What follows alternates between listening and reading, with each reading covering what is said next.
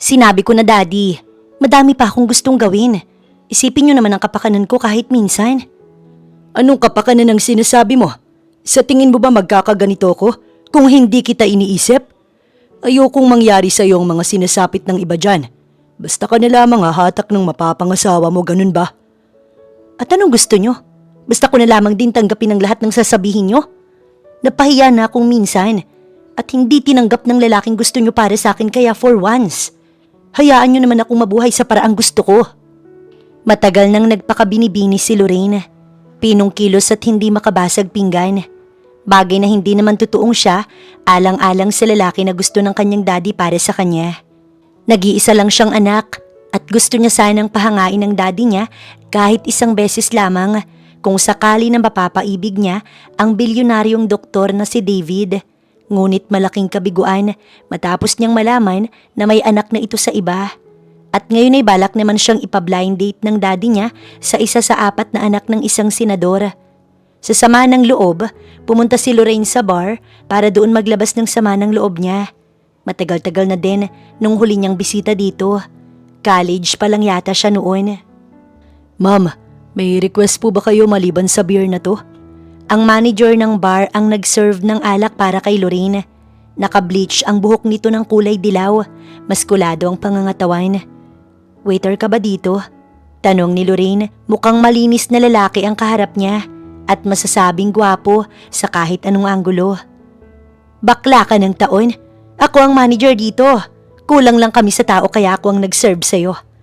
Napangiwi si Lorraine nang madinig na pumitik ang tinig ng lalaking kaharap. Becca ang pangalan ko. Tawagin mo na lang ako kapag may kailangan ka, ha? Matamis nang umiti si Becca bago ito tuluyang tumalikod. Naiwang nakanganga si Lorraine. Naubos niya nang wala sa oras ang lahat ng beer na dinala ni Becca sa kanya. Ang ganun kagwapo? Bakla yun? Hindi makapaniwala na anya sa sarili. Talaga nga namang hindi mahalata na bakla ito dahil nakaporma ng panglalaki si Becca. Maskulado at napakagwapo. May bigote din ito na lalong nagpataas sa apil nito. Maya-maya lamang, nagpa siyang pumunta si Lorraine sa CR para bawasan ng tubig sa katawan niya. May pila doon, kaya't kinailangan pang maghintay ni Lorraine. Hanggang sa mapatingin siya kay Becca, nakalalabas lang din sa men's comfort room. Nagbasa ito sa ibabaw ng buhok niya, kaya't mas lalo siyang gumwapo. Kasabay noon, nang mapalinga si Lorraine sa unahan kung saan malinaw niyang nakita ang anak ng senador na dapat ay iba-blind date niya na palapit sa kinatatayuan niya. Oras na makita siya nito, tsak nalalapitan siya, kaya't minabuti niyang hataki ng braso ni Becca. Bagay na labis naman itong ikinagulat. Ipinako ni Lorraine sa ulunan niya ang kamay nito habang ang kamay niya naman ipinwesto niya sa batok ni Becca. Sandali! Bakla ka? Hindi tayo talo. Anong ginagawa mo? Just stay for a while. Ani Lorraine. Anong stay for a while? Nasusuka ako. Huwag kang maingay. May pinagtataguan lang ako. Bakla ka? Hindi naman ako pader.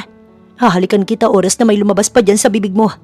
Naipit ni Becca ang kanyang labis sa takot kasabay ng pamumutla dahil sa banta na iyon ni Lorraine. Ganito lang ba ako, bakla? Hindi ba ako gagalaw? Kinakabahang ani Becca habang nakatitig sa itim na mata ni Lorraine, pati na sa malalantik na natural nitong pilik mata. Sino ba kasi ang... Napagitla si Becca at tila nanigas sa kanyang kinatatayuan nang hilahin ni Lorraine ang batok niya at tuluyan siyang halikan. Nagpumiglas si Becca, ngunit natatawa pa din na nakalapat ang labi ni Lorraine sa labi ni Becca hanggang sa habol hininga ito ng tuluyang makawala. Ano bang pinaggagawa mo? Galit ng ani Becca. Malayo na noon ang lalaking pinagtataguan ni Lorraine. Baka kasi makita niya ako't makilala. Ikaw na babae ka? Humanap ka nga ng mapagtitiripan mo, no? Inirapan pa ni Becca si Lorraine, tsaka masama ang loob na nilayasan ng dalaga. Nakangiti na sinundan ni Lorraine si Becca hanggang sa makabalik siya sa mesa niya. Itinaas niya ang isang kamay niya para tumawag ng waitress. Yes, ma'am. Anong pangalan ng manager niyo dito? Bioni Calvin Ramirez po, pero mas prepared niyang tawaging Becca. Talaga? Bakit parang mas kinikilig ako sa Bioni? Hindi din naman siya mukhang bading. Dati ba siyang lalaki? Opo, ma'am. Pero na-indispair po sa huli niyang minahal nung kolehiyo siya. Kaya ayun, nauwi ang kanyang pagkasawi sa pagtatransform. Lalong naintriga si Lorraine, ang malagkit niyang titigay lalo nang hindi inalis kay Becca. Bioni. Paulit-ulit niyang binanggit ang pangalan ni Becca hanggang sa maidukdok niya ang kanyang ulo sa mesa. Diyos ko, ako pa din bang responsable sa babaeng to? Hindi makapaniwala na ani Becca sa sarili niya habang salo ang kanyang noo. Nalasing si Lorraine kakaisip sa kanya. Masama na naman ang loob ni Becca na kinarga si Lorraine. Kumpara naman sa maskulado niyang katawan, walang-wala ang patpating katawan ng dalaga. Bioni, minsan pang wika ni Lorraine habang palapit sila sa lumang kotse ni Becca. Karga pa din siya nito. Huminto sa paghakbang si Becca. Bruha ka? San mo naman nakuhang pangalang yan? Kinikilabutan ako. Totoo ngang nagtataasan talaga ang balahibo ni Becca habang isinasakay niya si Lorraine sa kotse. Dahil may kaibigan namang babae si Becca, kaya sanay na siyang mag-asikaso ng bisitang babae. Siya ang naglinis kay Lorraine at nagpalit na din ng damit. Walang mali siya dahil pusong babae naman siya. Oo, walang mali siya dahil ako ang nag-aasikaso sa kaibigan ko noon. Nasabi niya sa sarili niya habang isa-isang inaalis ang damit ni Lorraine. Lumunok siya at tinakpan ng kumot ang katawan ng dalaga. Sa tuwing maaalala niyang pagduduop ng labi nila, napapailing na lamang si Becca. Sa condo unit na binigay sa kanya ng fiancé ng kaibigan niya diniretso si Lorraine. Dahil dalawa naman ang kwarto, kaya't hindi problema na naroon ang dalaga. Matapos niyang ayusin si Lorraine, kaagad siyang pumasok sa bathroom para maligo. Katakot-takot na toothbrush ang ginawa niya para lamang malinis ang bibig niya.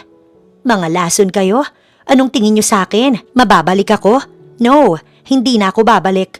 Masaya na ako sa pagiging Diyosa, kaya tigilan niyo ako. Masama talaga ang loob na anya. Mariin siyang napatingin sa salamin matapos makapagmumog. Kung ayaw ko nang bumalik, bakit kasi hindi pa ako nagpakababae?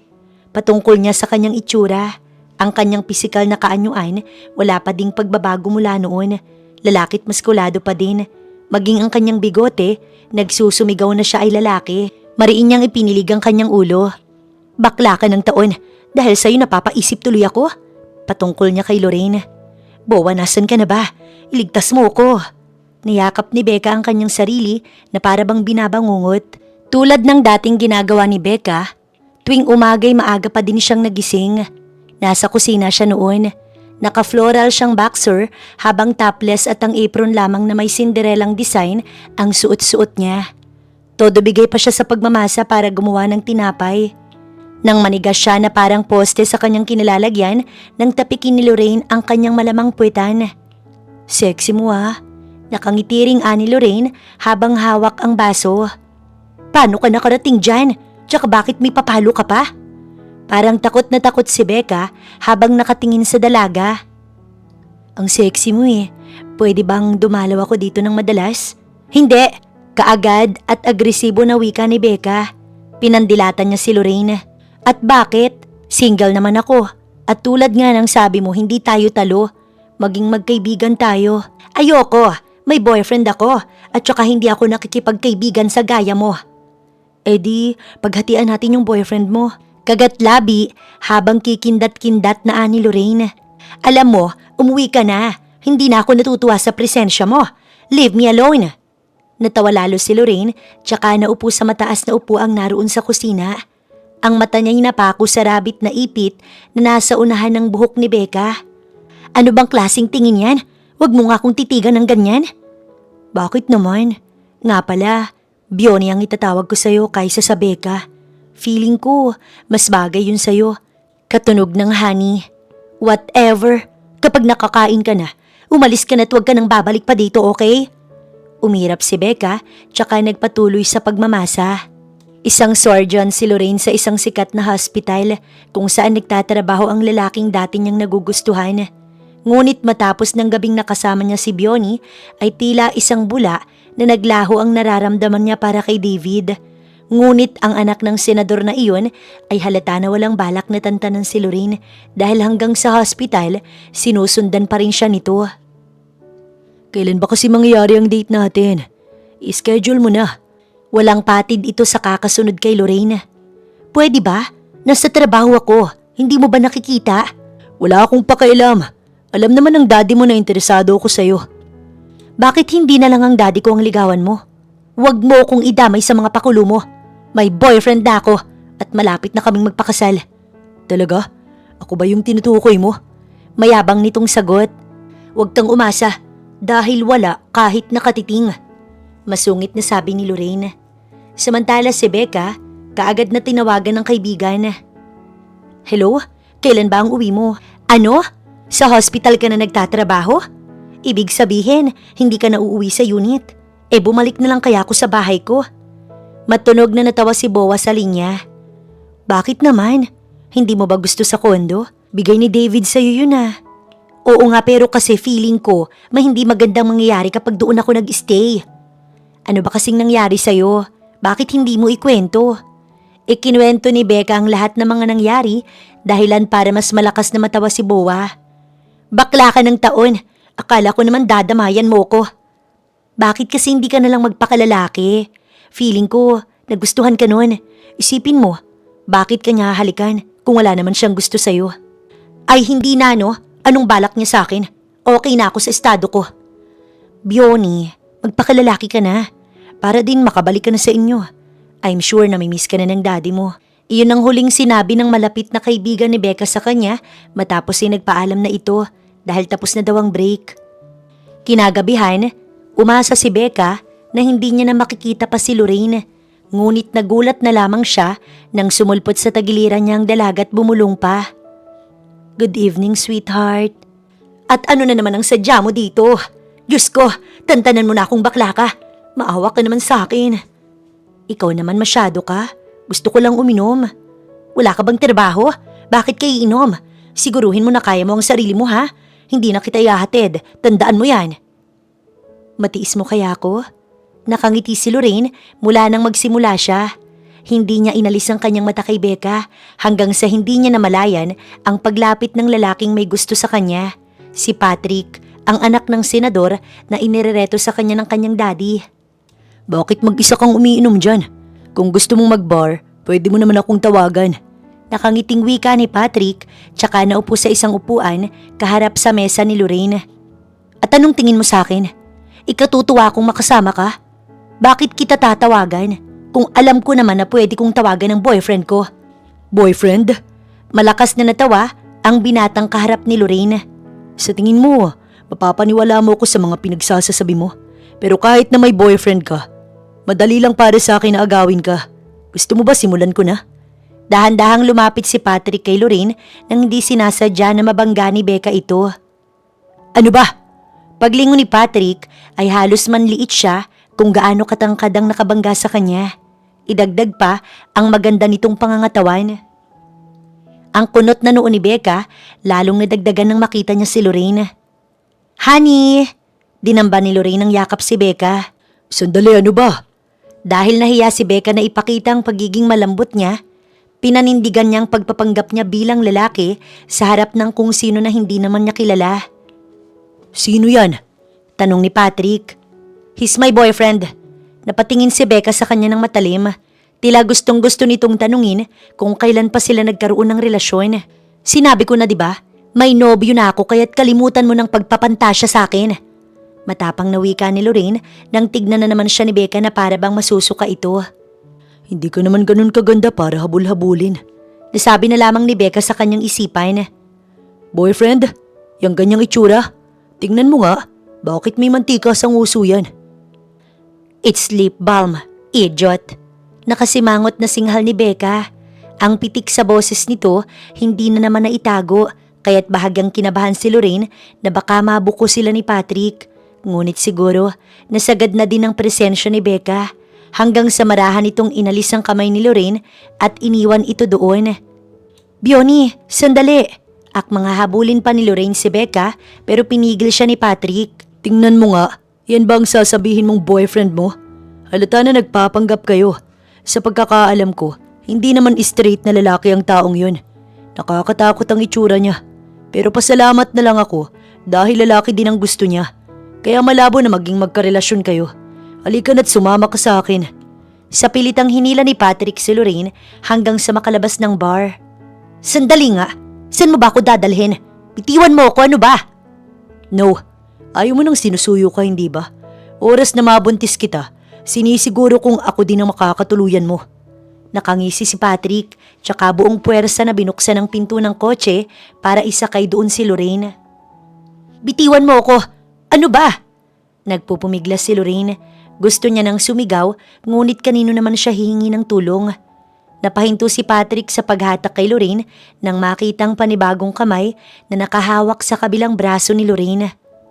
Biony? Nasabi ni Lorraine nang makahinga siya ng maluwag. Ano sa tingin mong ginagawa mo? Ang malaking tinig ni Becca ay mas naging katakot-takot. Ngunit para kay Lorraine, tila mas naging kaakit-akit pa ito sa pandinig niya. Ano din sa tingin mo ang ginagawa mo? Akmang aalisin ni Patrick ang kamay ni Becca nang hawakan din ni Becca ang kamay ni Patrick pabalik. Bitiwan mo nga ako. Why would I have do that? Wika ni Becca. Hindi sumagot si Patrick at kaagad siyang sinuntok sa pisngi. Ang pag-aalala kay Lorraine ay kaagad na bumakas sa mukha niya matapos makitang mabilis na pamamaga ng pisngi ni Becca. Mabuti na lamang at kaagad na nakabawi si Becca. Napadaing din si Patrick. Sa laki ng kamay ni Becca ay walang kalaban-laban ng kawawang si Patrick na kaagad na bumulagta. Huwag ka nang pumunta dito. Nagsalubong ang kilay ni Becca tsaka iniwan si Lorraine ngunit masyadong makulit ang dalaga at kaagad na sumunod kay Becca. Ano bang ginagawa mo? Ganyan ka na ba talaga kawala sa sarili mo? Bakit ba ako nang ako ang iniistorbo mo? Biony, please, last na to. Hayaan mong gamutin ko ang sugat mo. Total, kasalanan ko naman. Hindi na, kaya ko ng sarili ko. Pinaandar ni Becca ang kotse niya, ngunit walang plano si Lorraine na magpaubaya. Binuksan niya ang pinto ni Becca at sumakay doon. Ano ba talagang gusto mo? At panay ang sunod mo sa akin? Mukha ka namang mayaman. Maganda ka at… Naipareno ni Becca ang kotse niya at halos mapatigil siya sa paghinga nang biglang lumapit si Lorraine sa kanya. Maganda ako? Sabik na ani Lorraine. Oo, maganda ka kaya lumayo ka na sa akin. Eto naman, makapag-ano bakit parang diring-diri ka sa akin? Naupo si Lorraine ng maayos. Pagdating nila sa unit, inayos ni Lorraine ang bag niya. Kahit paano naman, may mga gamit siya doon sa sugat na katulad ng nasa pisngi ni Becca. Maliligo muna ako. Ayokong lumapit ka sa akin ng may hindi magandang amoy. Kung ganun, maliligo na din ako. At bakit? Tumaas na naman ang tinig ni Becca. Ang sabi mo sa akin gagamutin mo lang ako. Wala tayong usapan na dito ka matutulog. Antayin mo ako dito sa sala. Maliwanag? Nakanguso na tumango si Lorraine, ngunit pagtalikod ni Becca, nagtatakbo siya paakyat. Nag-half-bath siya at siniguro ni Lorraine na magiging sexy siya sa paningin ng kanyang Biony pagbaba nito. Paglabas nga ni Becca, hindi na maipinta ang mukha nito. Gagamutin mo ba ako o ano? Parang makikipag-honeymoon ka na sa akin ah. Angil ni Becca dahil sa maikling puting short na pantulog na suot ni Lorraine, kapares ang espageti nitong pang-itaas. Hindi ka naman lalaki, hindi ba? Alam ko namang hindi ka tatabla nito, no? Tinali ni Lorraine ang kanyang mahabang buhok mula sa likod niya, tsaka dahan-dahan na nilinis ang sugat ni Becca. Biony, kanina ang ganda ng boses mo. Pwede ba ganun mo na lang akong kausapin? Huwag mo nang gawing pang babae. Ginawa ko lang yon para takutin ng patpating lalaking yon. Ano bang malay ko na susuntukin niya ang bakla? Patungkol ni Becca sa kanyang sarili. Biony, I'm sorry for keep messing up with you but please, tulungan mo ko. Be my fake fiancé. Ang mukha ni Becca ay lalong hindi maipinta. Tiningnan niya ang mukha ni Lorraine, ngunit ang mata ni Becca bumaba sa cleavage ng dalaga na ngayon ay nakalantad sa harapan niya. Ano ba? Huwag mo nga akong okraing bakla ka, sa iba ka nalang humingi ng tulong. Nag-iwas ng tingin si Becca na ngayon pinamumulhan ng pisngi. Dahil sa maputi at talaga namang malamang dibdib ng dalagang kanyang nasilayan. Hindi pa tapos, lalagyan ko pa ng ointment para hindi magpeklat. Hinila ni Lorraine si Biony palapit, bagay na lalong ikinahiya nito. Ayoko na ulit magmahal, dahil alam ko namang hindi din yun masusuklian ng pagmamahal na kaya kong ibigay. Minsan na akong inarrange ng daddy ko sa iba pero sa huli, hindi din naman ako ang pinili. Si Patrick, yung lalaki kanina, siyang susunod kong dapat na i-date pero ayoko na nga sa paraan na ganun. Kaya ako ang binubwisit mo. Binitiwan ni Lorraine ang mukha ni Becca dahil tapos niya na ding lagyan ng ointment. Ngayon, kapwa nakatanaw lamang sila sa isa't isa. Dahan-dahan na lumapit si Lorraine hanggang sa maabot niya ang labi ni Bionnie. Halos maupo na siya sa kandungan ni Bionnie habang patuloy na hinahagkan ito. Matagal, umabot yata ng 3 minuto bago siya awatin ni Bionnie. Sige na, pumapayag na ako. Nag-iwas ng tingin si Bionnie, tsaka tumayo at naglakad paakyat sa kanyang kwarto. Anong ginagawa ko? Bakit? Bakit ako pumapayag na basta na lamang akong mahalikan ng baklang yun? Sigaw ni Bionnie sa kanyang sarili. Bowa, ano ba ako? Diyosa ako, diba? Matagal ko nang kinalimutan ng pakiramdam na ito. Kinabog-kabog ni Bionnie ang puso niya habang ang isang kamay niya ay salo ang kanyang sintido. Wari hindi talaga makapaniwala sa mga pinaggagawa niya. Napalinga lamang siya sa mesa, katabi ng kama niya, nang makita ang pag-ilaw ng phone niya. Kaagad niyang kinuha yon at isinantabi ang mga isipin. Dad, ano pong kailangan nyo? Talagang pinanindigan mo na yung panluloko mo sa sarili mo, ha?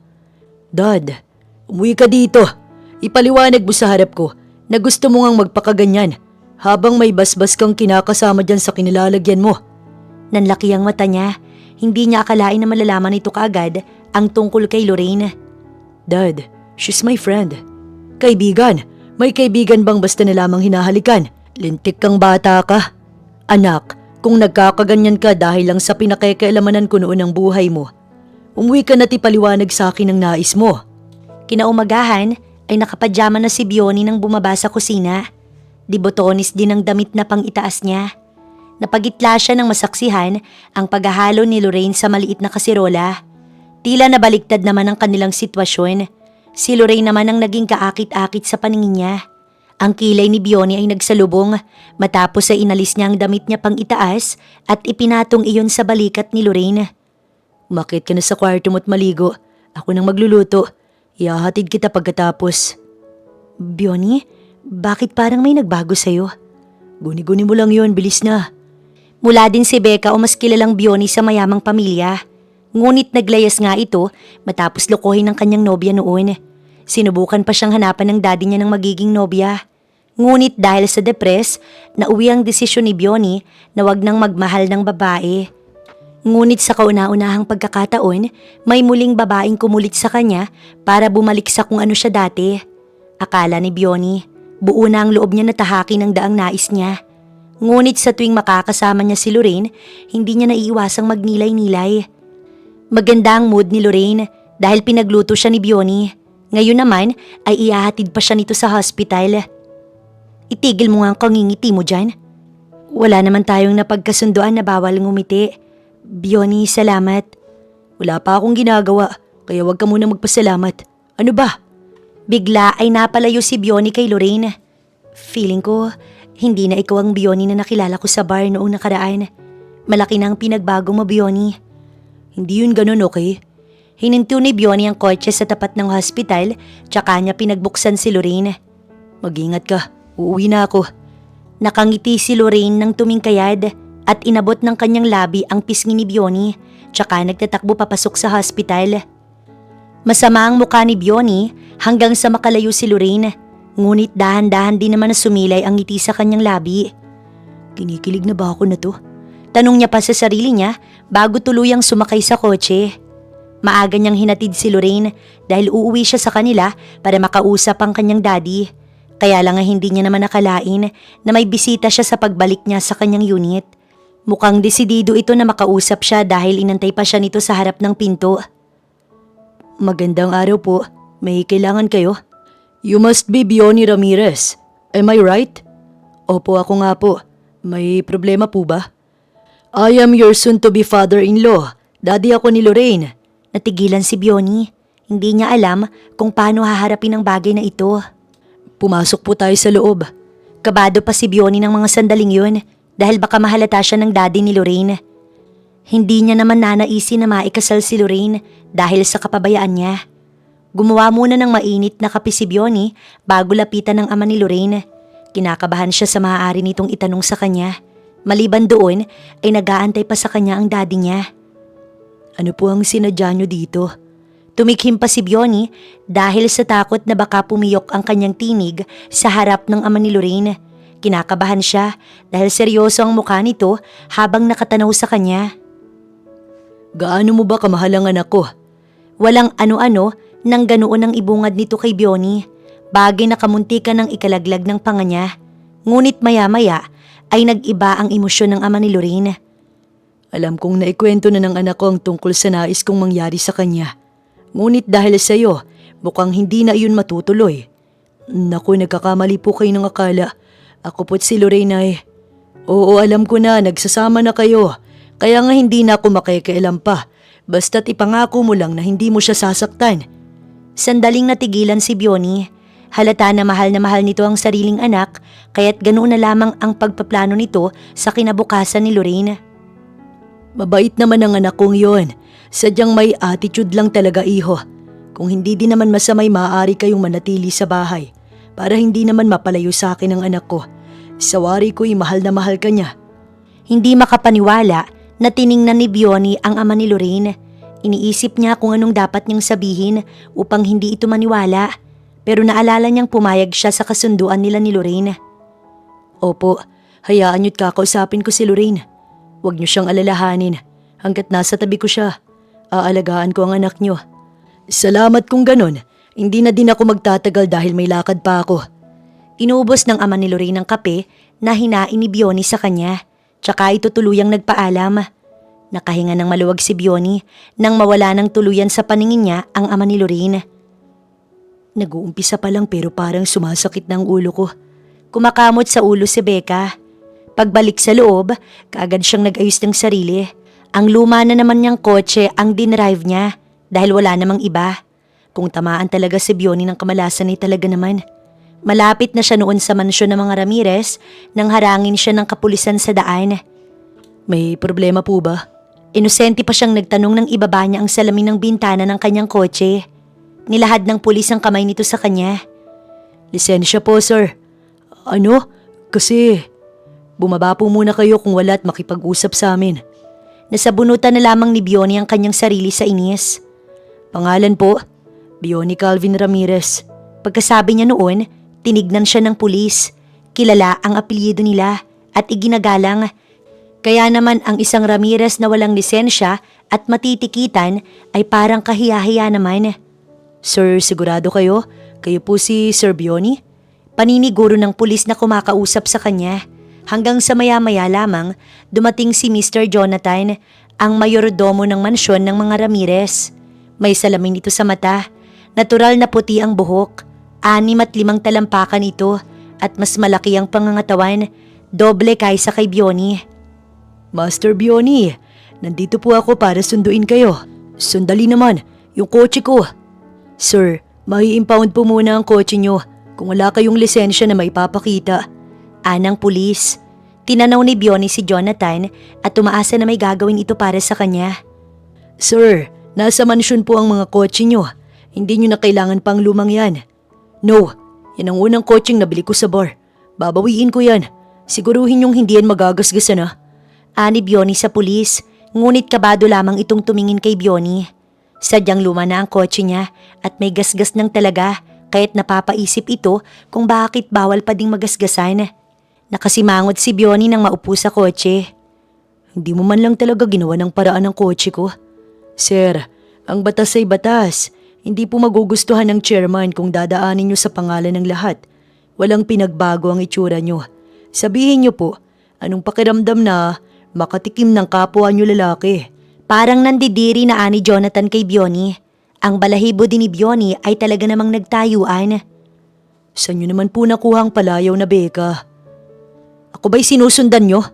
Opo't sa totoo lang, gusto na kayong ipasugod ng daddy nyo sa bar. Sinasabi ko na nga ba? Masyado nyo pong ginalingan ang acting nyo. Naghilom na po ba ang puso nyo? Yung babae na nasa kondo ng kaibigan nyo. Nobya nyo na po ba? Hay, itigil mo na nga ang kakatanong mo. Pasensya na po.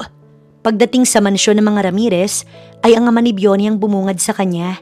Gray na ang buhok nito kung tingnan dahil naghahalo ng itim sa puti. Maedad, ngunit matikas pa din ang pangangatawan. Welcome back, brat. Inanyayahan si Bionnie ng kanyang ama na maupo. Ganap na ganap ang pagpapanggap mo, no? May napala ka naman ba sa paglayo mong lintik ka?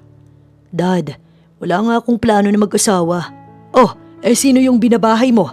She's nothing to me. Isang babaeng nangungulit lamang at naghahanap ng kalayaan. Kung ganon, bakit 2 beses na nagdoop ang labi nyo? Tingnan mo nga yung itsura mo. Bumabiyahe ka ng walang lisensya. Nagtsatsaga ka sa lumang sasakyang yon. Wala kang ipon na pera. Kanyang buhay ba ang gusto mo? Daddy, nagpa-install po kayo ng camera sa bahay ko. Bakit ang dami niyong alam? Hindi, matalas lang talagang pakiramdam ko. Umamin ka sa akin na titigilan ko ang kakatanong. Ang babaeng yun na bang mapapangasawa mo? Hindi nga po, hindi na ako mag-aasawa. Bumalik ka na dito sa mansyon. Masaya ako sa bar na pinapatakbo ko. Bakit ba napakatigas ng ulo mo?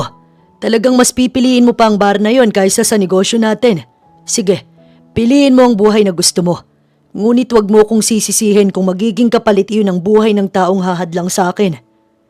Naihampas ni Bionnie ang kamay sa mesa. Pinagbabantaan niyo ba ang buhay ng babaeng yun sa harap ko? Bakit hindi?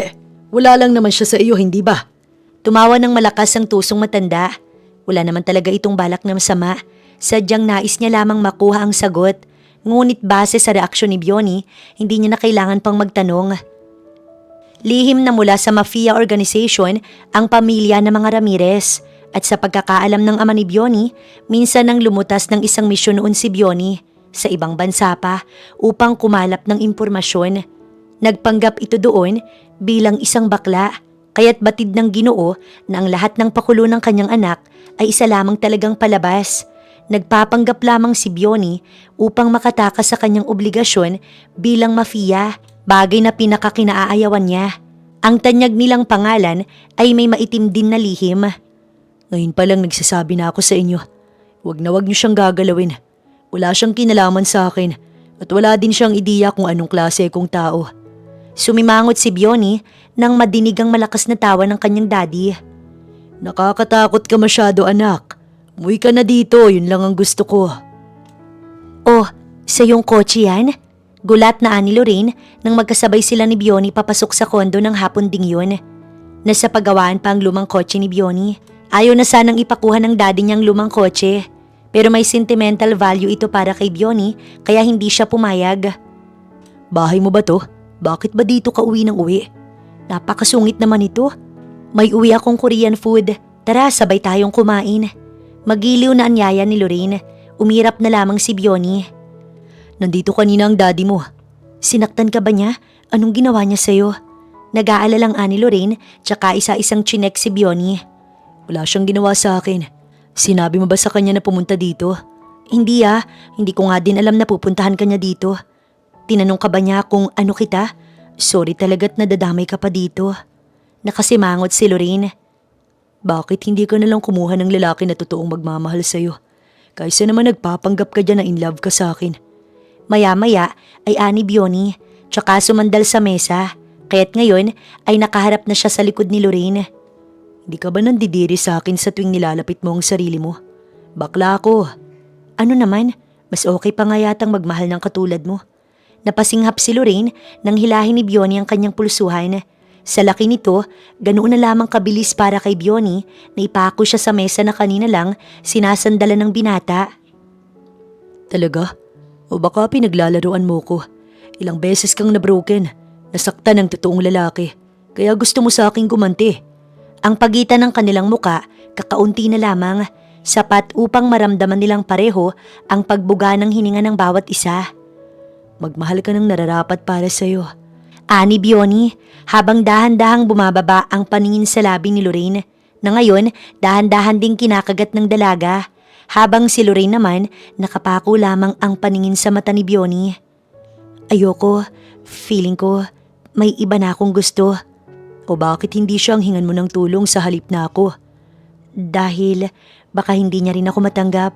Palagi niya akong pinagtatabuyan. Pahina ng pahina ang tinig ni Lorraine habang si Bionnie naman dahan-dahang naiintindihan na siya ang tinutukoy ng dalaga. Nakatanaw lamang si Bionnie hanggang sa haplusin nito ang pisngi ni Lorraine dahil sa pagtapon ng kaunting harina kanina. Bionnie, I'm in love with you. Ngunit kaagad na pinutol ni Bionnie ang pag-iisip ni Lorraine. Kalukuhan. Akmang lalayo na siya nang hatakin ni Lorraine ang tie na suot niya hanggang sa magtagpo ang kanilang labi. Sa pagkakataong yon, hindi na kumontra pa si Bionnie. Ang labi niya'y sumagot sa bawat tanong ng labi ni Lorraine. Hinabol pa nito si Lorraine nang putulin ng dalaga ang kanilang ginagawa. Napangiti si Lorraine dahil sa nangyari. Umamin ka nga sa akin. Hindi ka talaga bakla, hindi ba? Nagpapanggap ka lang. And if I am? Then there's no reason to step back, Mr. Ramirez. Then, I'll make you regret. Walang kahirap-hirap ng kargahin ni Bionnie si Lorraine para ilagay sa mesa. Sandali, Bionnie. I'm not prepared. I don't care. Sa'yo na nga nang galing. Walang rason para umatras. Kasalanan mo. Ikaw ang gumawa nito kaya wala kang ibang dapat gawin kundi tanggapin ang parusa ko. Sinabi iyon ni Bionnie habang isa-isang inalis ang kanyang pang-itaas. Ang magandang katawan nito bumungad sa mata ni Lorraine. Halos magtaasan ng mga balahibo sa buong katawan ng dalaga nang dumampi ang dalawang kamay ni Bionnie sa magkabila niyang tuhod. Bionnie, sandali. I'm just kidding. I'm just joking. Kinakabahan si Lorraine. Hinawakan nito ang balikat ni Bionnie para pigilan at hindi makalapit sa kanya. Bionnie, matutuyuan ng soup. Baka masunog itong kondo. Kaya kong bumili kahit na 10 nito. Nakangisi na wika ng binata. Ang maliit na kamay ni Lorraine ay walang kalaban-laban ng hawakan iyon ni Bionnie. Hindi ako nagbibiro. Gagawin ko ang gusto ko dahil ikaw din naman ang nagtulak sa akin ito. Ang malaking bisig ni Bionnie pumulupot sa bewang ni Lorraine. At hinila ito palapit. Halos mautal ang dalaga nang dahan-dahan na lumapit ang malambot na labi sa kanyang leeg. Bionnie, please stop. Parang maiiyak ng ani Lorraine kaya tumigil si Bionnie. Sa susunod, wag mo kong sisimulan kung hindi mo naman pala kayang tapusin. Dinampot ni Bionnie ang kanyang damit tsaka tumalikod kay Lorraine na nasa mesa pa din. Sunod-sunod na napamura si Bionnie nang makapasok sa kanyang kwarto. Gusto niyang magwala matapos niyang kumalma. Ngayon niya lamang napagtanto na kung hindi niya napigil ang sarili niya, makakagawa siya ng bagay na hindi dapat. Nasa ng ilang taon mong pagtitimpi, Bionnie? Kinagagalitan niya ang sarili. Nang sumunod na umaga, hindi na naihatid ni Bionnie si Lorraine dahil marami pa itong gagawin. Habang nag-iimpake siya, may bisita siyang dumating, ang matalik niyang kaibigang si Boa. Saan ang punta mo? Tanong nito sa kanya habang isa-isang tinitingnan ang mga damit sa sala na nagkalat. Napangiwi ang kaibigang si Boa nang makita ang mahalay na pulang underwear. Teka, kailan ka pa natutong magsuot nito? Bumigay ka na ba talaga ng tuluyan? Akmang pupulutin ni Boa ang underwear na yon nang tapikin ni Bionnie ang kamay niya. Hindi akin yan. Hindi din naman akin yan ah. Teka, wag mong sabihin na nag-uwi ka na din ng babae dito. Hindi umimik si Bionnie. Sa halip, matalim niyang tiningnan ng kaibigan. Ganito kasi yon. Isa-isang kinuwento ni Bionnie ang mga nangyari sa kanya. Ibig mo bang sabihin, nagpapanggap ka ngayong fiancé ng isang babae? At sinasabi mo ba sa akin na lalaki naman talaga ang identity mo? Ibig sabihin, ginawa mo kong tanga? Nayakap ni Boa ang sarili. How dare you? Nakikita mo pa naman ang buong katawan ko tapos. Tumigil ka. Hindi naman kita pinagtangkaan, no? Ah, talaga? Sa tingin mo maniniwala ko? Siguro noon ka pa may balak sa akin, no? Kung nagawa mong halikan ng babaeng yun, ibig sabihin lalaki kang hang talaga. Hindi yun tulad ng iniisip mo, okay? Nagpapanggap lang ako. Nagpapanggap? 3 beses kayong nagkiss ng kayong dalawa lang tapos gusto mong maniwala ko na nagpapanggap ka lang? Nasaan ang pagpapanggap doon, Aber? Nagtataguan kayo ng feelings ganon. Huwag kang ang imbintor ng kwento. At ako pa ang imbintor ng kwento. Para sabihin ko sa'yo, gumawa po ka ng lalo. At ang boses mo mas naging manly. Hay, ang swerte naman ng babaeng yun. Maalaga ka't mabait, Beka. Napangiti si Bionnie. Matagal-tagal niya nang hindi nadidinig ang pangalan na iyan. Mula pa kasi noon, Bionnie na ang tawag sa kanya ni Lorraine. Doon siya nagtatrabaho sa hospital ni Doc David. Lorraine ang pangalan niya. Halos hindi maipinta ang mukha ni Boa nang sabihin iyon ni Bionnie. Inasahan ko ng ganyan ang magiging mukha mo. Dahil mula si Bionnie sa kilalang pamilya, kaya't hindi na bago sa kanya ang relasyon noon ni Lorraine kay David. Si Boa lamang ang nagulat dahil si Lorraine ang babaeng patay na patay noon sa kanyang fiancé. Kaya pala naglaylo din siya. Wala na siyang panahon sa akin eh. Akala ko naman nasindak siya sa akin. Diyan pala. Tukoy ni Bowa sa ilalim ng pantalon ni Bioni. Nagawa niyo na no? Ang alin? Sus, kunyari ka pa. Sa tulis mo na yan, imposibleng walang nangyari sa inyo. Bakit hindi? Hindi naman ako si Doc David. Pakisabi sa kanya na ibenta niya na to. Baka hindi na ako makabalik. Salamat sa ilang buwan na pagpapatuloy niya sa akin. Ginawa ni Bioni ng makakain si Bowa, kaya't lalong napasarap ang kanilang kwentuhan na halos inabot ng hapon. O mauna na ako, baka abutan ako ni Lorraine dito. Tsak na masasabunutan ako nun, oras na makita kang kasama mo ko. Hindi nga nagkamali si Bowa. Palabas na siya noon ng kondo, sakto naman napababa ng bus si Lorraine. Hindi nakaligtas si Bowa sa matalim na mata ni Lorraine. Kahit na lamang mataas ang heels ng sandals na suot nito, nagawa ni Lorraine na takbuhin ang kondo papasok. Ngayon ay kailangang humarap ni Bioni sa katakot-takot na paliwanag kay Lorraine. Hindi maipinta ang mukha ni Lorraine nang pumasok sa kondo. Ngunit ang mata ni Bioni nakatanaw sa paa nito na namumula dahil sa lace. Bakit ganyan ang itsura ng... Pag-angat ng paningin ni Bioni, matalas ang tingin ni Lorraine ang sumalubong sa kanya. Bakit ganyan ang mukha mo? Alam mo bang halos magkandara pa ako papunta dito? Kaya ba ganyan ang paa mo? Hindi yan ang gusto kong marinig mula sa'yo. Tingin mo, bakit ako nakikipagsiksikan sa bus papunta dito kapag hindi mo ko nasusundo? Bakit ka ba nagkakaganyan? Umamin ka nga sa akin, may babae ka ba? Anong pinagsasasabi mo? Nakita ko, may babae kaninang galing dito. Babae mo siya? Nababaliw ka na. Pumasok ka na't mag-alis ng sandals. Ikukuha kita ng tsinelas. Ayoko! Sagutin mo ako! Lorraine! Sininghala ni Bioni si Lorraine, ngunit tila pinagsisihan niya iyon nang makita ang mata nitong namamasa. Nag-aalalang nilapitan ni Bioni si Lorraine. Ano ka ba? Bakit ka umiiyak? Hinaplos nito ang pisngi niya para mapunasan ng luha. Si Bowa, babae mo ba siya? Alam mo bang siyang pinakakinaiinisan ko sa lahat? Natigilan si Lorraine nang dahan-dahan siyang halikan ni Bioni ng magaan. Hindi, kaibigan ko si Bowa at siya pa lang ang pinagsabihan ko ng tungkol sa sitwasyon natin. Nagsiselos ka ba sa kanya? Hindi, bakit naman ako magsiselos? Nakangusong ani Lorraine tsaka nilampasan si Bioni. Nagtatampo pa din siyang naupo sa sofa. Yumuko siya at akmang aalisin ang pagkakatali ng sandal sa kanyang paa nang maupo si Bioni sa sahig. Sa harap niya ay ito ang nag-alis ng kanyang sandals. Huwag mong pagsilosan si Bowa. She's not my type. Malambing na nasabi ni Bioni habang hinahaplos ang paa ni Lorraine. Siya na din ang nagsuot ng tsinelas sa paa nito. Gagawan kita ng kape. Bakit ka nag-iimpake?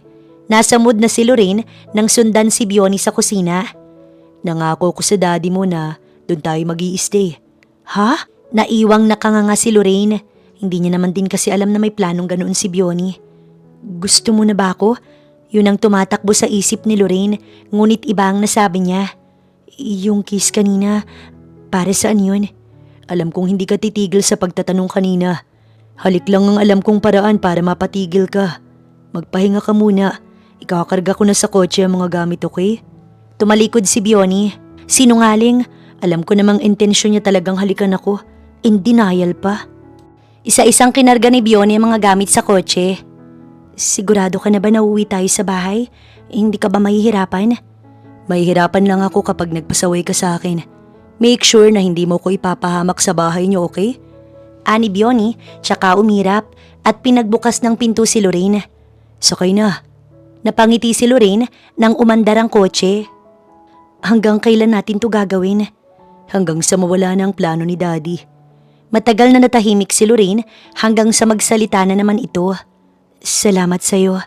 Tumingin lamang ang mapungay na mata ni Bioni sa kanya. Pagdating nila sa bahay, mainit ang naging pagsalubong ng daddy ni Lorraine sa kanila. Nako, saktong-sakto ang dating nyo.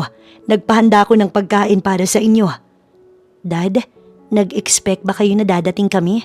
Oo, nag-message sa akin ng fiancé mo. Tara na anak. Si Bioni ang inasikaso ng ama ni Lorraine. Puno ng pagkain ng mesa nang maupo sila.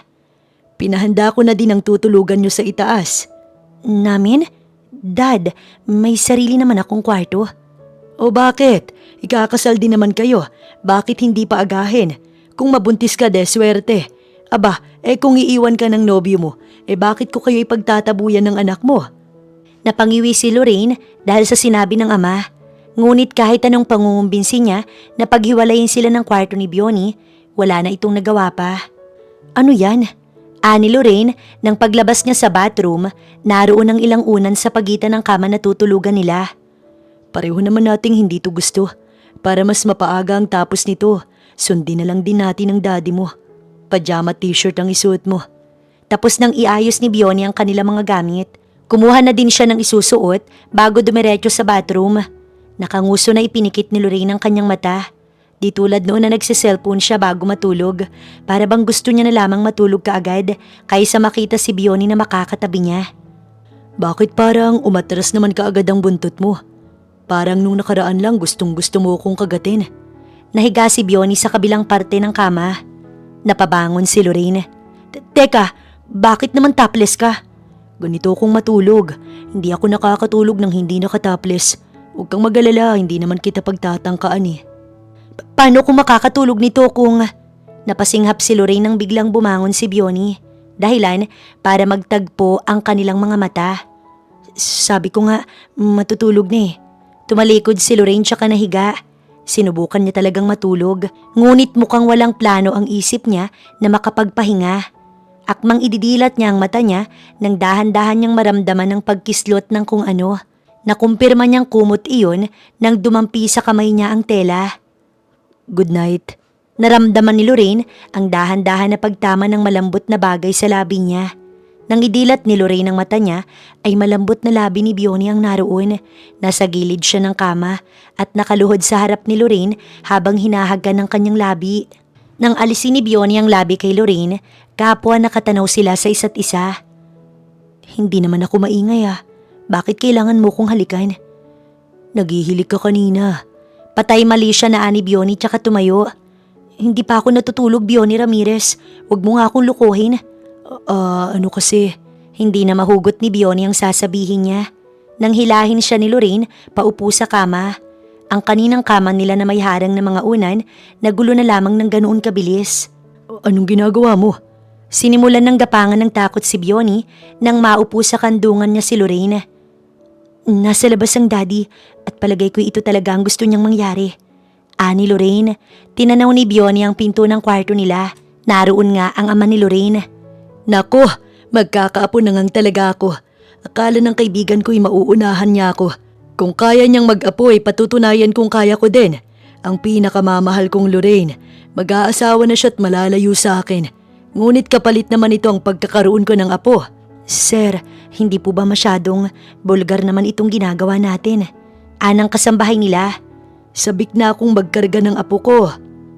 May istorbo lang po natin ang dalawa. Tayo na po sa baba para makainom na po kayo ng gamot. O sige, tama ka. Nakatitig lamang si Bionnie kay Lorraine na nakatanong ngayon sa pinto. Wala nang bumubulong sa labas. Wala na yata ang daddy. Akmang tatayo na ito sa kandungan ni Bionnie nang hawakan niyang bewang ni Lorraine. Hoy, anong ginagawa mo? Hindi ba't ikaw naman ang nagsimula? Pero ginawa ko lang yun naman para... Huwag mo akong paglaruan. Pangalawang beses mo nang ginagawa to sa akin. Ang kamay ni Bionnie nakahawak pa din sa bewang ni Lorraine. Ano ang plano mong gawin? Wala akong plano. May mga bagay na hindi naman pinagpaplanuhan. Bionnie, ano bang gagawin mo? Huli na ang reaksyon ni Lorraine nang maramdaman niya na lang ang kamay ni Bionnie sa likod niya na nag-aalis ng hook ng damit niya. Bionnie, ano ba? Halos manuyo kaagad ang lalamunan ni Lorraine nang tumama ang labi ni Bionnie sa leeg niya. Let's stop pretending. Bakit hindi na natin tutuhanin? Mahigpit na inalis ni Lorraine ang kamay ni Bionnie sa kanya tsaka umalis sa kandungan nito. Ano naman ang pumasok sa isip mo? Hindi ba't wala ka namang balak na mag-asawa? Balak mo talagang magkaanak at hindi ako pananagutan? Bakit hindi natin subukan? Malay mo kapag nakita kong may baby na tayo, makumbinsi ako na magpakasal sa'yo. Ayoko. Iyon na lamang ang nasabi ni Lorraine. Hindi naman kasi ganoon ang ine-expect niyang isasagot sa kanya ni Bionnie. Lumipas sa mga araw matapos ng gabing yun, naging mailap din si Lorraine kay Bionnie. Becca? Ang fiancé ng kaibigan ni Bionnie ang bumungad sa kanya nang dalawin niya si Lorraine sa hospital. Kabababa pa lang niya noon sa kotse. Nagtataka si David na tinitigan si Bionnie. Bakit parang may nagbago sa'yo? Nagpagupit ka? Nakangiting ani David. Sabihin mo nga, lalaki ka na? Lalaki ka na o lalaki kang talaga? Ibig sabihin, si Boa. Hindi ko type pang fiancé mo kaya wag mo kong pag-isipan. Tsaka Bionnie na lang, mas okay pang pakinggan. Matagal-tagal ko na din kinalimutan ng palayaw na yan. Gusto mong mag-coffee? Naku, gustong gusto kaya lang may asikasuhin pa ako. Talaga? Sige, mauna na ako sa loob. Hindi na nagtanong si David kung bakit siya narito. Nangangahulugan na alam na nito ang tungkol sa kanila ni Lorraine. Nakangiti ng kunin ni Bionnie ang bouquet at kape sa kanyang kotse para suyuin ang mapagpanggap niyang nobya-nobyahan. Ngunit kung minsan, napapaisip na lang si Bionnie kung pagpapanggap pa ba ang lahat ng ito o talagang gusto niya na si Lorraine. Buo pa noon ang mood niya papasok nang makita niya si Patrick na papasok sa loob. Malalaki ang hakbang na hinabol ni Bionnie si Patrick para harangan. Saan ang punta mo? Wika ni Bionnie nang tuluyang makaharang sa daraanan nito. Mukha ka namang okay at walang sakit. Bakit ka nandito? May dadalawin ako. Siguruhin mo na hindi si Lorraine yan. At kung si Lorraine nga, naghahamon na ani Patrick sa kanya. Dahilan para huminto ito sa paghakbang. Nang lumingon, halos hindi na maipinta ang mukha nito. Ang mahigpit na pagkakahawak ni Bionnie sa bouquet ay mas lalong humigpit dahil sa yamot. Talagang balak mong sirain ang mood ko? Ngayon ay ang tinig naman ni Bionnie ang naghahamon. At bakit? Wala na akong pakailam kung masira ang mood mo. Wala naman talaga kayong relasyon ni Lorraine, di ba? Nasabi niya na yan sa akin. Lumaki ang mata ni Bionnie.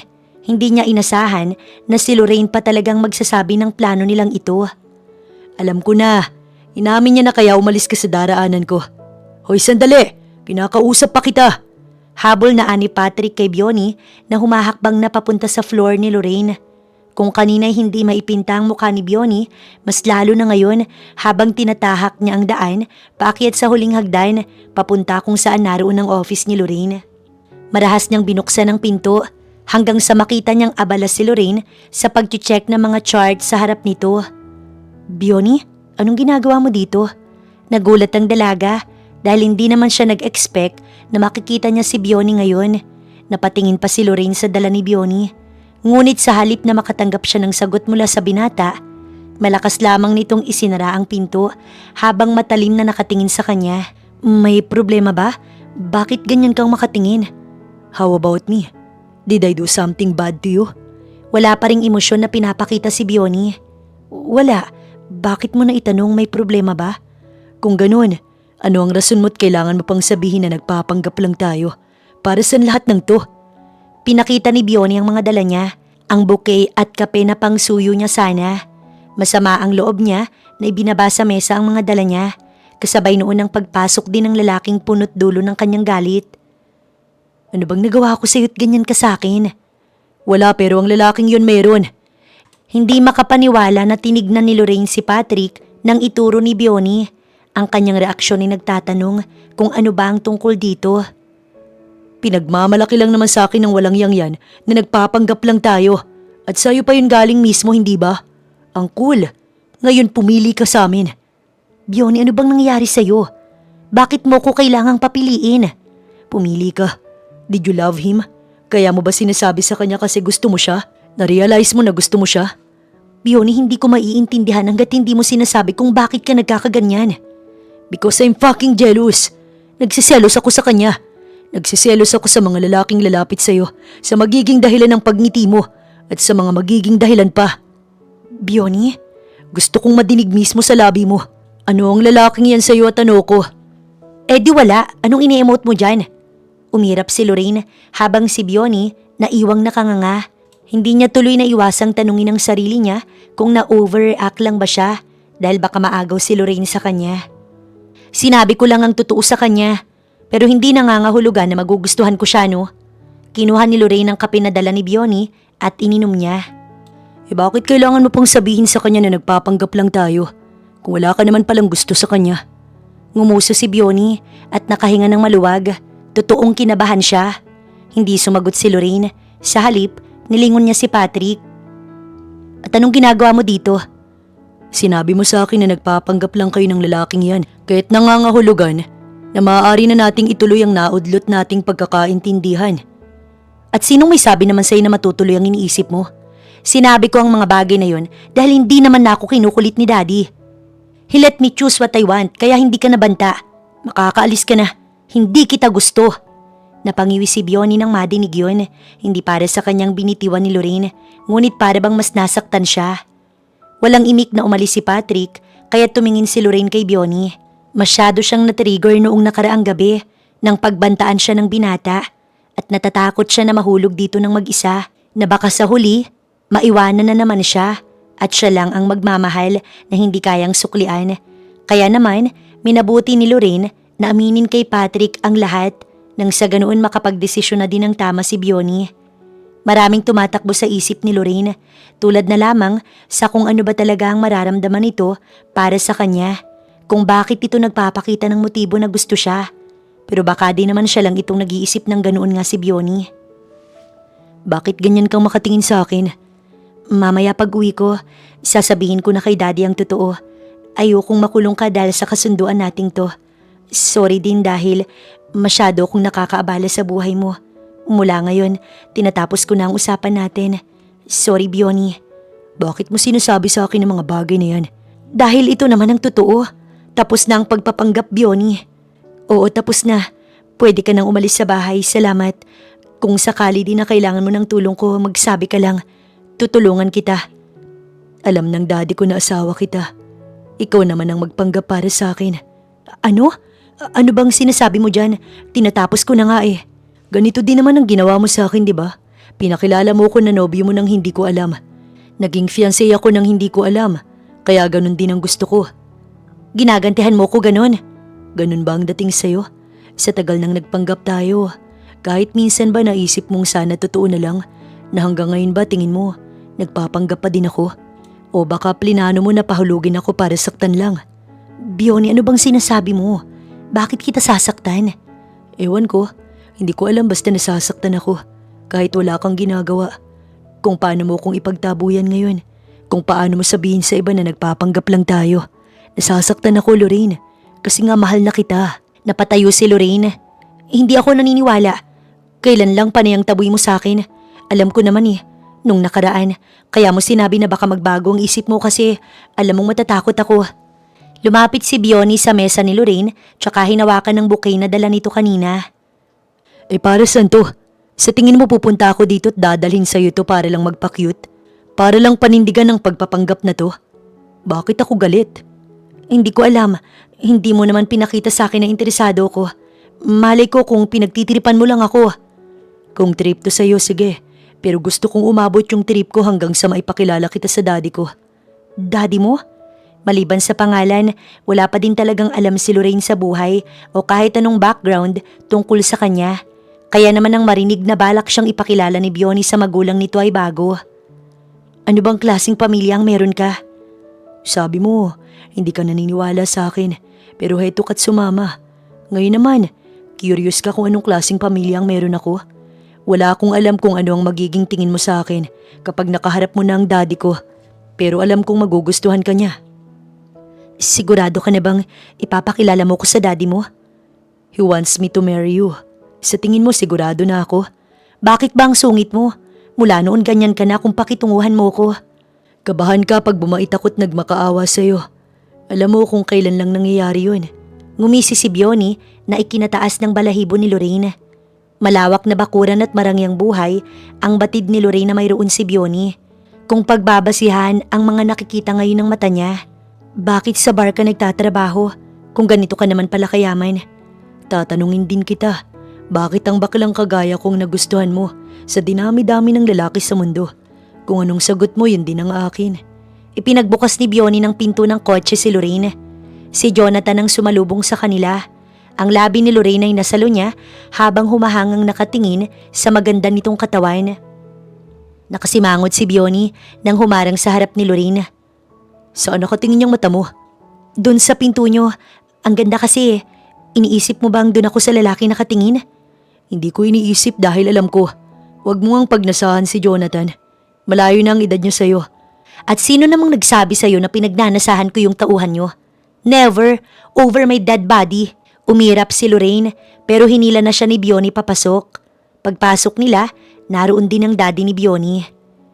Yan ba ang daddy mo? Maya-maya, bulong ni Lorraine nang tingnan siya ni Bionnie. Iuwi kita sa inyo. Oras na madinig kong mas gwapo sa akin ng daddy ko. Ano ka ba?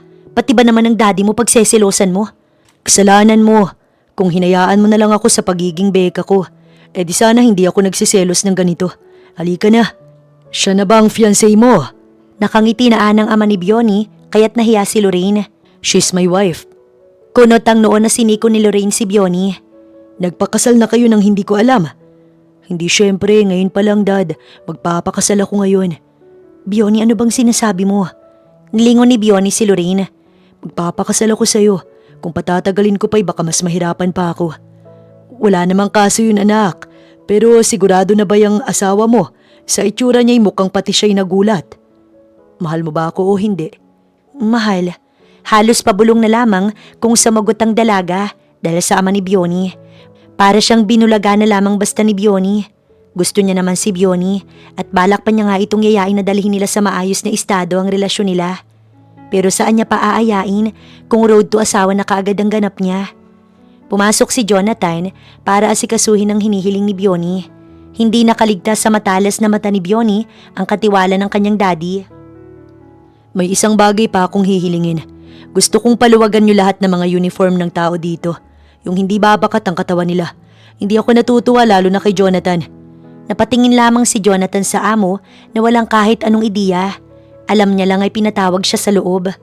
Pero maluwag na ang uniform ni Jonathan dahil nagbawas na siya ng timbang. Basta, every time na uuwi ako dito, gusto kong ganoong uniform ang isusuot nila. Anak, ano bang nangyari sa'yo? Nagtatampo na tiningnan ni Lorraine si Bionnie. Batid niya namang siya ang dahilan kaya ganoon ang pinagsasasabi ni Bionnie. Seryoso bang ikakasal tayo? Mukha ba akong nagbibiro? Nakataas ang kilay na ani Bionnie nang nasa kwarto na sila. Bionnie naman parang binibiro mo lang ako. Nilihis ni Bionnie ang kortina sa kwarto nila kung saan matatanaw ang ibaba ng bahay. Naroon ang makapal na tao na nag-aasikaso sa ibaba. Nanlaki pa ang mata ni Lorraine nang makita ang daddy niya sa pababa ng kotse. Wait, si dad ba yun? Did you invite him? Malamang, sinong maghahatid sa'yo sa aisle kung wala siya? Puro ka talaga kalukuhan.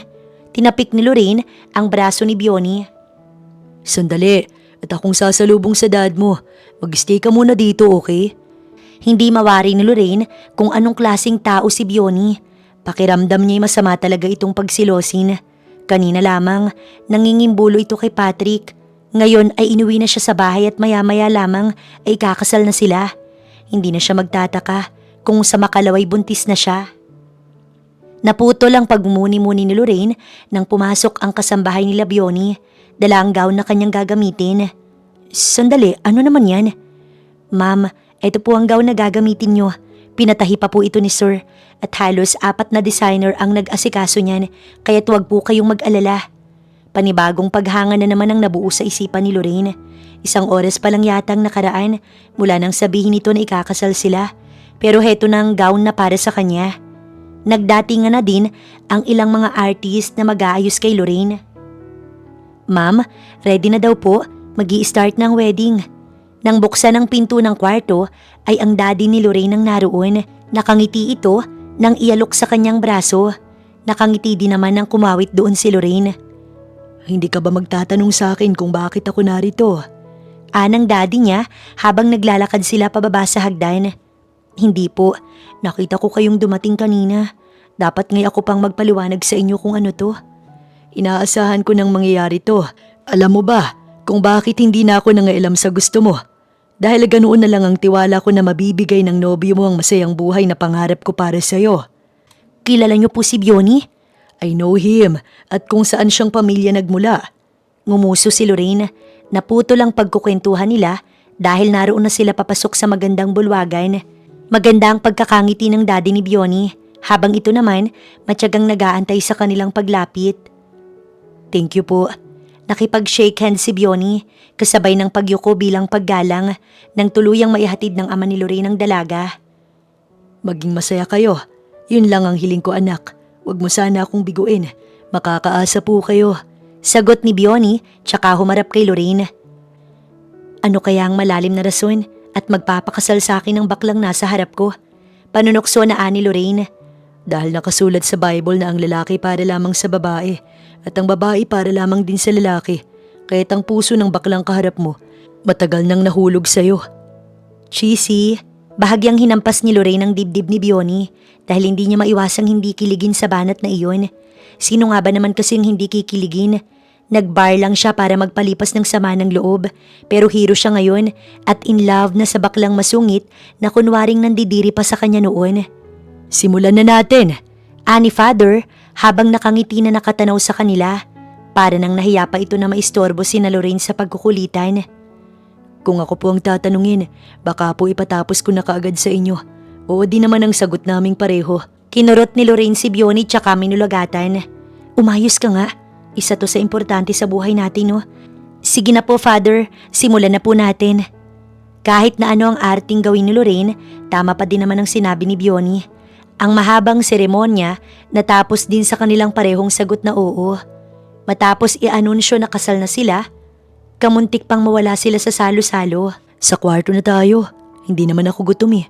Doon tayo magse-celebrate. Bionnie, umayos ka nga. Puro kamunduhan yung iniisip mo. Ngayong araw lang to mangyayari. Yang gusto mo mangyayari kahit ilang beses pa. Dahil asawa mo na ako. Kamunduhan? Kahit kailan hindi nga kita inaano dyan eh. Siguraduhin mo lang na kahit kailan ko gustuhin. Kapag yan hindi totoo. Paniniguro ni Bionnie bago ito umirap. Maya-maya pa, umakap kay Lorraine para maglambing habang panay naman ang ngiti ng asawa sa mga tao na may hawak ng kamera na panay din naman ang kuha sa kanila. Mahal kita, Lorraine. Ay, wife pala. Lalong tumamis ang ngiti ni Lorraine sa mga picture. Maaaring hindi nga siya pinili ng lalaking una niyang inibig. Ngunit ang dumating naman sa kanya ay labis pa sa labis.